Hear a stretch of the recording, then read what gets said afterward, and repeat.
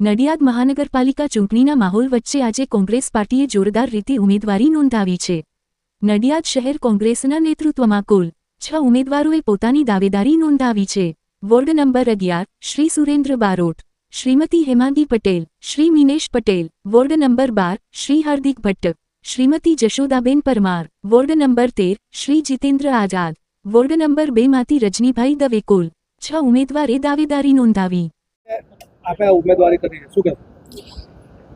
મહાનગરપાલિકા નડિયાદ 2026નું પ્રથમ ઇલેક્શનમાં મેં અને અમારા બીજા અન્ય વોર્ડના ઉમેદવાર આઝાદભાઈ એસકે બારોટ, મારા વોર્ડના મહિલા ઉમેદવાર, અમે બધાએ આજે નડિયાદના વિકાસ માટે, નડિયાદને આગળ લાવવા માટે, દરેક વોર્ડને આગળ લાવવા માટે, ભ્રષ્ટાચારને નાથવા માટે, તૂટેલા રોડને સરખા કરવા માટે, કચરાના ઢગલા ચોખ્ખા કરવા માટે, સરકારની ગ્રાન્ટ 100% વપરાય તેના માટે, લોકોમાં ભય દૂર થાય તેના માટે, ધાક ધમકીઓ લોકોને ઓછી મળે તેના માટે, અમે રોજગારી માટે, અમે આરોગ્ય માટે, અમે શિક્ષણ માટે, નડિયાદના વિકાસ માટે અમે લોકોએ આજે મજબૂતાઈથી ઉમેદવારી કરી છે। મેં નડિયાદમાં 52 વોર્ડમાં 13 વોર્ડમાં 52 ઉમેદવાર ઊભા રાખ્યા છે। બસ મારું એટલું કહેવું છે, જે રીતે દેશનો વિકાસ થઈ રહ્યો છે તેવો મારા નડિયાદનો વિકાસ નથી થઈ રહ્યો। 100 રૂપિયાની ગ્રાન્ટ આવે છે, 30 રૂપિયાનું કામ થાય છે। નાના કુમનાથ રોડ તમે જોઈ શકો છો, બાંકડા જમીનની અંદર લેવલ અંદર દાટી દીધું છે, ચારે બાજુ ખાડા છે। નડિયાદ મહાનગરપાલિકામાં કર્મચારીઓના પીએફના પ્રશ્ને મોટો ભ્રષ્ટાચાર છે। કોઈ અધિકારી કોઈ યોગ્ય સૂચના અને માર્ગદર્શન નહીં મળવાના કારણે પ્રેસ કરી શકતું નથી, યોગ્ય નિર્ણય કરી શકતું નથી, મોટા પાયે લોકોને લઘુત્તમ વેતન ચૂકવવામાં આવતું નથી।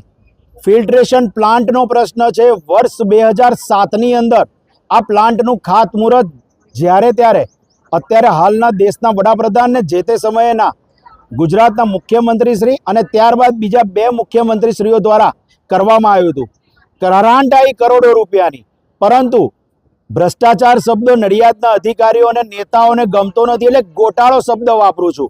મોટા કરોડો રૂપિયાના ગોટાળાના કારણે આ ફિલ્ટ્રેશન પ્લાન્ટ નડિયાદના 40% 50% વિસ્તારોમાં પહોંચ્યું નથી। લાઇટો નડિયાદની અંદર 50% જગ્યા ઉપર બંધ બોલે છે।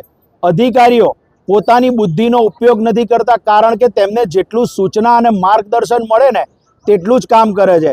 જો એ પોતાની એસી કેબિન છોડીને બહાર આવે તો નડિયાદનો વિકાસ થઈ શકે છે। નડિયાદ અને આણંદ બંને એક સાથે મહાનગરપાલિકા બની આજે આણંદ વિકાસની તરફ હરણફાળ ભરી રહ્યું છે, જ્યારે મારું નડિયાદ ભ્રષ્ટાચાર તરફ આગળ વધી રહ્યું છે, ખાડા નગરીમાં આગળ વધી રહ્યું છે।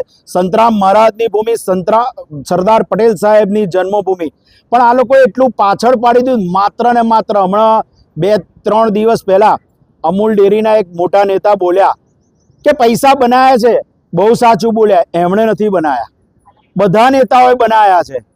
અત્યારે હાલનું રાજકારણ, અમે શિક્ષિત લોકો છે, નડિયાદમાં સારું કરવા આવ્યા છે। અત્યારે આ લોકોનો વિષય સવારે ઉઠે અને સાંજ સુધી માત્ર રાજકારણ કરવાની સાથે સાથે ભ્રષ્ટાચાર કરવાનો છે। અમને એક મત, અમારું મોઢું જુઓ, અમે પ્રજાનો અવાજ બનીશું, રોડ રસ્તા સારા કરીશું।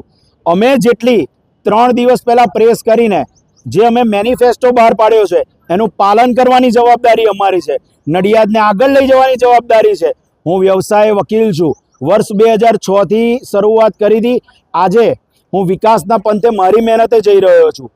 નડિયાદની ઘણી બધી સંસ્થાઓમાં અત્યારે સભ્ય તરીકે છું। કેમ કે કશુંક કરીએ છે, જ્યારે અત્યારના હાલ નડિયાદ વિકાસ તરફ આગળ નથી વધી રહ્યું।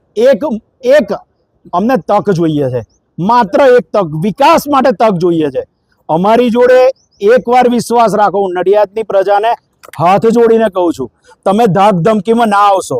અમારી ઉપર અમારા સાચા પ્રશ્નને લઈ અને મહાનગરપાલિકામાં ખોટો હુમલો થયો છે। અમે ગુજરાત હાઈકોર્ટમાં તે માટેની ફરિયાદ પણ દાખલ કરી દીધી છે। તમામ પુરાવો પણ અમારી સાથે છે। ક્યારે હુમલો થયો કે જ્યારે ભ્રષ્ટાચાર ઉજાગર થયો। માટે અમારા દરેક ઉમેદવારને વિકાસ માટેની એક તકે મત આપવા આપ સૌને નમ્ર વિનંતી છે। હાર્દિકભાઈ, પાયાની સુવિધાઓની વાત થઈ, પરંતુ તમે જીતીને આવશો તો પહેલું કયું એવું કામ કરશો કે જે અત્યાર સુધીમાં નથી રહ્યું? જો અત્યાર સુધીમાં નડિયાદમાં રોજગારીનો પ્રશ્ન બહુ મોટો છે. નડિયાદના લોકો સવારે 5 વાગે ઉઠીને 6 વાગે ટ્રેનો પકડી અને ગામ બહાર જતા રહે છે. અત્યારે 50% સોસાયટીઓ ખાલી છે. છોકરું 10મા ધોરણ પછી નડિયાદમાં રહેવા તૈયાર નહોતું, બધું વિદેશ બાજુ હતું. એનું કારણ શું? નથી ડેવલપમેન્ટ. રોડ રસ્તા સરખા કરીશું.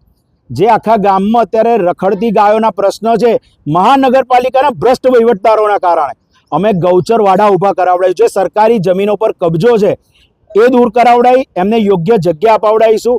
ગૌ પશુપાલકો જોડે ચર્ચા વિચારણા કરી તેમની સાથે રહી અને આ પ્રશ્ન ફરી ઉદ્ભવે નહીં તેના માટે અમે આગળ વધીશું. રોડ રસ્તાની સાથે સાથે સ્ટ્રીટ લાઇટના પ્રશ્નો છે, ગંદકીના પ્રશ્નો છે. તમે અત્યારે જોઈ રહ્યા છો નડિયાદના નેતાઓએ વિકાસના નામે દુકાનો તોડી નાખી. કેમ કે કાંસની અંદર પાણી નથી જતું. આખું ગામ જુએ છે કે એ કાંસ વરસાદી પાણીનો છે, એ કાંસમાં ગટરના પાણી છે. એ કોના પાપે? તમે 30 વર્ષથી શાસન કરો છો, 30 વર્ષથી, તો ગટરનું પાણી આવ્યું ક્યાંથી? માત્ર શાસનમાં તમે ભ્રષ્ટાચાર કર્યો, તમે વિકાસ તમારો કર્યો છે, મારા ગામનો વિકાસ નથી કર્યો.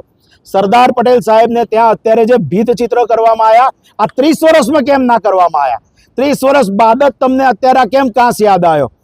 બોમ્બે, બરોડા, અમદાવાદમાં પણ કાંસ છે, પણ એ વરસાદી પાણીના કાંસ છે, જ્યારે અહીં ગટરોના કાંસ છે. કરોડો રૂપિયા અત્યાર સુધીમાં નડિયાદ શહેર કોંગ્રેસ દ્વારા 85 આવેદનો આપવામાં આવ્યા છે. એમાંથી 83 આવેદનોના કામ થયા છે. જે કોઈ નેતા, ભાજપનું જે કોઈ નેતા, હું પક્ષપાત નથી કરતો, અત્યારે ભાજપના 85% નેતાનો સાથ સહકાર છે, એપ્રિશિએટ કરે છે કે ભાઈ તારાથી કામ થઈ રહ્યા છે.